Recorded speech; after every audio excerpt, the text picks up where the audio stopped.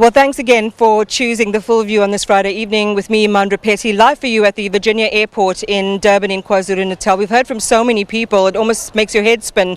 So much to consider and think about. But the one thing we should never forget is how young people are faring in all of this. We heard from families earlier of small children, how their schooling's been affected, how traumatized they are. And indeed, youth unemployment and poverty is a massive issue. And someone who knows it well is Tashmika Sharma, who's the head of the Youth Forum for the Phoenix Child Welfare. Tashmika, it's so nice to have you with us. Just share with us really quickly just some of the concerns that young people have in a time of just change, chaos and uncertainty. Definitely, food security is one of our biggest issue, and here at the Phoenix Child Welfare we focus on that. We started our food security project at the beginning of COVID. We've fed more than 26,000 indigent families. We are teaching youth how to grow vegetable gardens and fruit gardens, teaching them business skills so that they can interact with their local retailers, because remember, unemployment has been a very significant thing for youth. Last year the jobless rate was 74.7%, and that is a big concern. Schools, because of this flooding. The Department of Education just said, released statistics the other day that 63 schools have been affected. Out of those 63, I think 24 have irreparable damage. How do we get access to education? Well, how do you support young people, very quickly, Tashmika, in this situation? The Phoenix Child Welfare has shelters. So they've just taken in a family, a child that has lost her entire family. They've taken in families. We go through the initiative under my leadership. I've started the I Can initiative, where we donate cans of food. And I actually want to invite a lot of youth during this time. We need the spirit of unity, solidarity, Ubuntu, the very ideals that delineate our constitution and our democracy, equality, freedom, and things that empower youth. And that's what we do through these different, community-based organizations. Tashmika, I'm just going to give you a little hug and say thank you and continue doing the good work that you do. Really appreciate you chatting with us this evening. I want to bring in next somebody who's actually been with, since I walked in the door earlier today, who's had, such an ebullient nature and spirit. You just, if you want someone to handle a rescue, you feel like this is one of the guys that can handle it. And his name is Dave Steyn. He's a commander here for this impromptu sort of operation center. I'm told that I need a little bit of powder. I think you might need a little bit of powder too, Dave. Thank you. Good evening, Imam.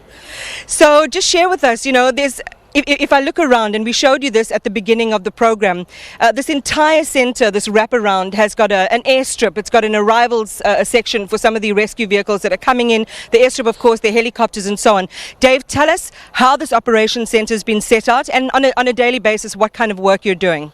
We had to find a communal area where we could pool our resources, with Air Force Base Durban, the police air wing and the old airport being flooded.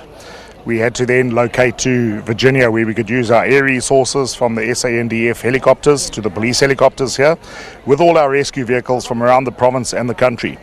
We've set up a joint operations centre here. We're very fortunate to have the community volunteers that have come in to keep our rescuers hydrated and sustained. We have surgeons and doctors that are treating the injuries. We have vets that are on site every day treating the dogs when they are injured. The guys have been working mad hours, 18-hour shifts for 14 days, on and off, just working without a break. We've moved away from the rescue part of the... This is now recovery, hey? We have now started to focus on recoveries, where we are fortunate that it's starting to dry up. The water levels are dropping a little bit, but they're still flowing strong. The majority of our searches are under tons and tons of mud and rubble.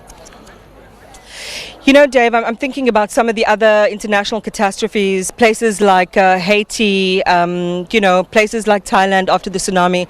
And sometimes you have these miracles where people get found, after long periods of time. Are you hopeful that there could be a miracle in some places for some of the families that don't know where their loved ones are? We are always hopeful. We always go out on the mission first to rescue. And once we have determined that it's no longer a rescue, we have to do the recovery.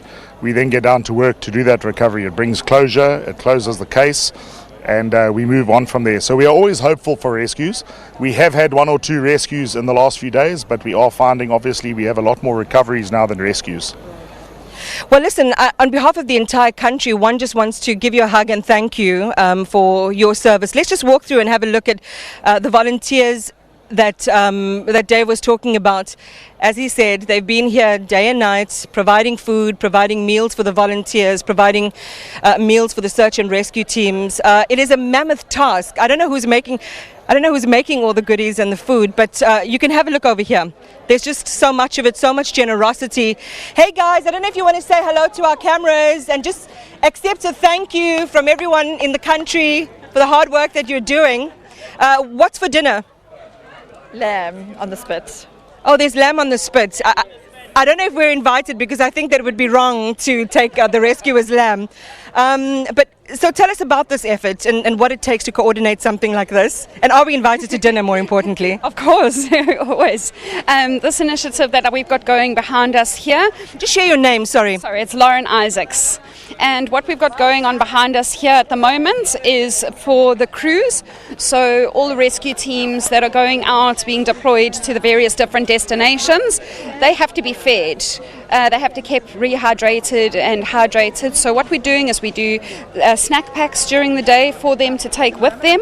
And inside the snack packs, obviously juices and fruits and snacky things that they can eat. We also provide them with a hot lunch, as well as we also provide them with a dinner as well. Well, thank you very much to you and the entire team for doing such a brilliant job. Guys, I don't know if you want to wave to everyone in the country, just say good night. This is where our broadcast comes to an end. And this is where we're signing out from our live broadcast here at the Virginia Airport, which is the nerve center of the search, rescue and recovery operation. I hope that you have enjoyed our broadcast this evening and spare a thought for all of those families tonight who need assistance. Donate to reputable agencies, get involved. Our country depends on every single bit of effort that everyone puts together. So from us here on the ground, from the entire team, thank you very mumuch, and it's good night and back to Johannesburg. All right, Iman, thank you so much for joining us. It's been a great evening of broadcast as we're casting to the spotlight the mop-up and the clean-up operations as KwaZulu-Natal is still counting the losses and everything that has to do with recovering what they've already lost. All right, thank you.